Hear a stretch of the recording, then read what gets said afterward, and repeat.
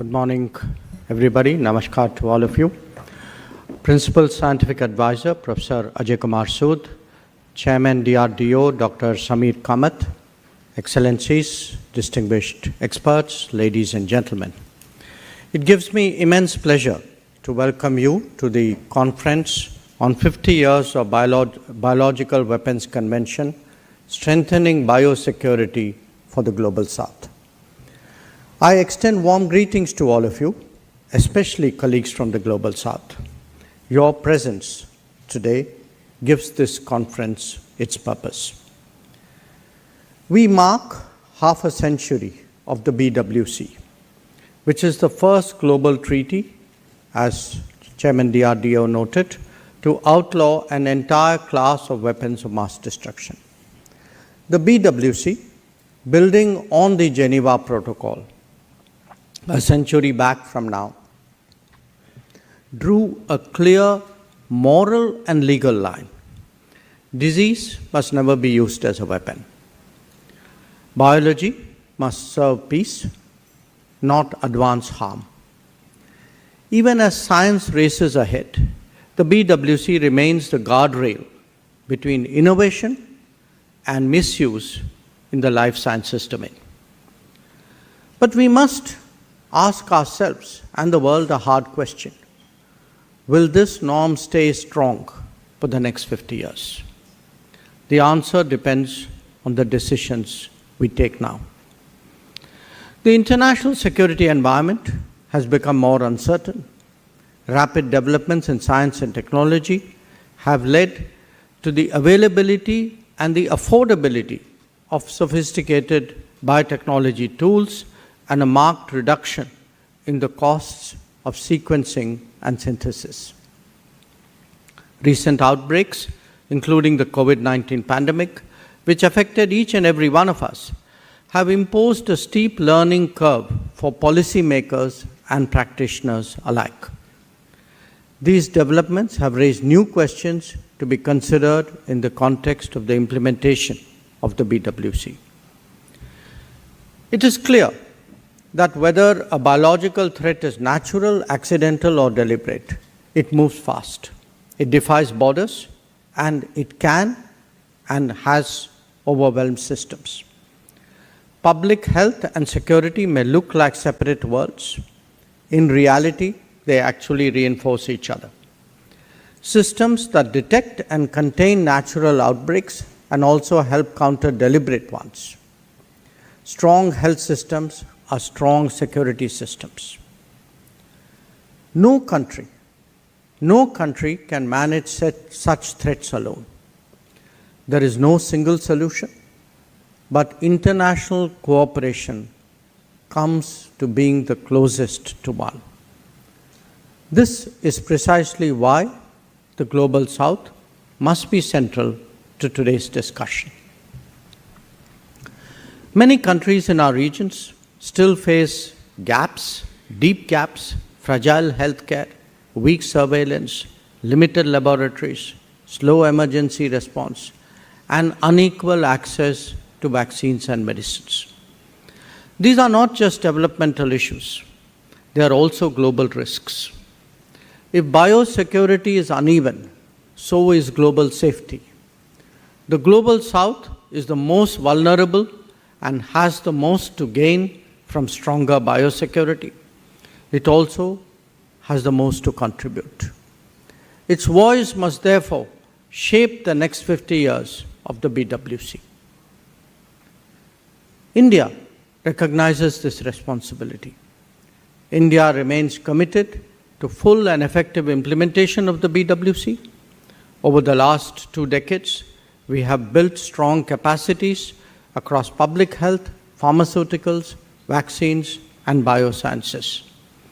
India is known for a reason as the pharmacy of the world. I urge you today to consider a few facts. 1, India makes 60% of the world's vaccines.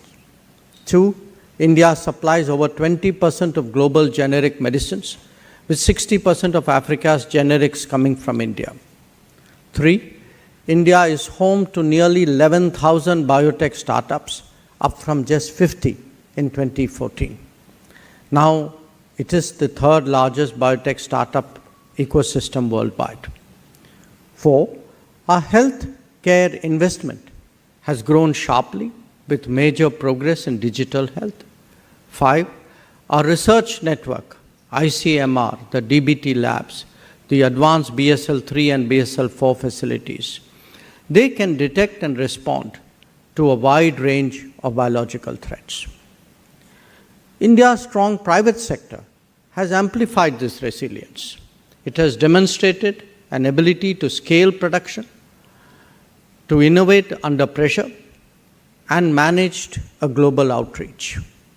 During the COVID-19 pandemic, India launched the Vaccine Maitri in the spirit of Vaccine Maitri being vaccine friendship, in the spirit of what we call Vasudhaiva Kutumbakam, the world is one family, and provided nearly 300 million vaccine doses and medical aid to over 100 less developed and vulnerable countries, many of them free of cost. The message was simple. And the message was that when faced with a health crisis of such proportions, solidarity saves lives, and India will always be a trusted global partner. At the same time, as a responsible member of the international community, India is committed to ensuring the non-proliferation of sensitive and dual-use goods and technologies, and we have a well-established record in that regard. India has a robust legal and regulatory system to implement the provisions of UNSC Resolution 1540 on non-proliferation and strategic trade controls. Consistent with our offer to share knowledge and technical expertise on relevant areas, and as a contribution to international non-proliferation architecture, India has been organizing an annual disarmament and international security Affairs Fellowship Program since 2019. Last year, in partnership with UNODA, India hosted the first capacity building program on UNSC Resolution 1540 and strategic trade controls for the Asia Pacific. This year, we have extended the invitation under the Indian Technical and Economic Program to Africa as well. Now, not only is India a party to the multilateral treaties of the BWC and the CWC, but also an active member of 3 multilateral key export control regimes: the Wassenaar Arrangement, the Missile Technology Control Regime, and the Australia Group. As you all know, the Australia Group is the most pertinent to this conference since it relates to controls on dual-use chemicals, biological materials, and related items. In fact, this year marks the 40th anniversary of the Australia Group, and we are happy to have the AG chair with us. So, as we look ahead, we must assess the developments underway, which are outpacing the existing governance and normative frameworks. Scientific tools are evolving faster than global rules. Synthetic biology, genome editing, and AI-driven design make biological manipulation easier than ever. We have long highlighted concerns relating to the advancements in science and technology that have implications for international security and disarmament through annual resolutions in the UN General Assembly First Committee. Another resolution by India, adopted by consensus, is measures to prevent terrorists from acquiring WMD. Misuse by non-state actors is no longer, colleagues, a distant possibility. Bioterrorism is a serious concern, and the international community has to be adequately prepared. Yet, the BWC still lacks basic institutional structure, as we were just reminded. It has no compliance system, it has no permanent technical body, and no mechanism to track new scientific developments. These gaps must be bridged in order to strengthen confidence. India has consistently called for stronger compliance measures within BWC, including verification designed for today's world. India supports international cooperation and assistance enabling exchange of materials and equipment for peaceful use. We have further called for systematic review of scientific and technological developments so that governance does indeed keep pace with innovation. We have proposed a national implementation framework that, inter alia, covers identification of high-risk agents, oversight of dual-use research, domestic reporting, incident management, and continuous training. India has voiced that assistance during biological incidents must be fast, it must be practical, and it must be purely humanitarian. For 50 years, BWC has stood by a simple idea, one simple idea, that humanity rejects disease as a weapon. But norms survive only when nations renew them. The next 50 years will demand concerted action. We must modernize the convention. We must keep pace with science and strengthen global capacity so that all countries can detect, prevent, and respond to biological risks. India stands ready. We remain a trusted partner to the Global South and a committed supporter of global biosecurity. So let us use this opportunity not just to look back, but to prepare wisely for the future.